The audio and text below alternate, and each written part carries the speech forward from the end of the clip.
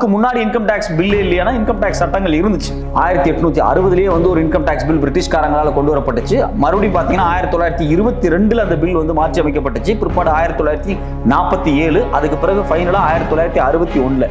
1961 income tax பில்லின் அடிப்படையில் பாத்தீங்க அப்படின்னா, யாராவது ஒருத்தவங்க மேல சந்தேகம் இருந்துச்சு அப்படின்னா நேரடியாகவே இன்கம் டாக்ஸ் அதிகாரிகள் அவங்க வீட்டுக்கு போய் அவங்கள சோதனை பண்ணலாம்.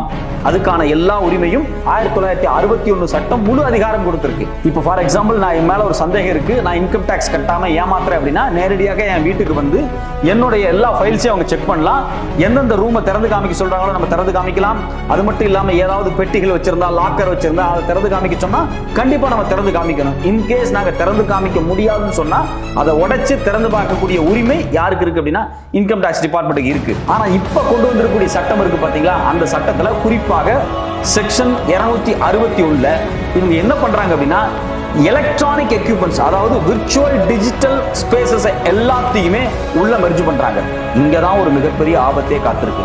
அது என்ன விர்ச்சுவல் டிஜிட்டல் ஸ்பேஸ் அப்படின்னா, கிளீன் எக்ஸ்பிளனேஷன் கொடுக்குறாங்க என்னென்னலாம் வருது அப்படின்னு. அதாவது விர்ச்சுவல் டிஜிட்டல் ஸ்பேஸுக்கு கீழே கம்ப்யூட்டரு, லேப்டாப்பு, அது மட்டும் இல்லாம நம்மளோட இமெயில், சோஷியல் மீடியா அக்கௌண்ட்,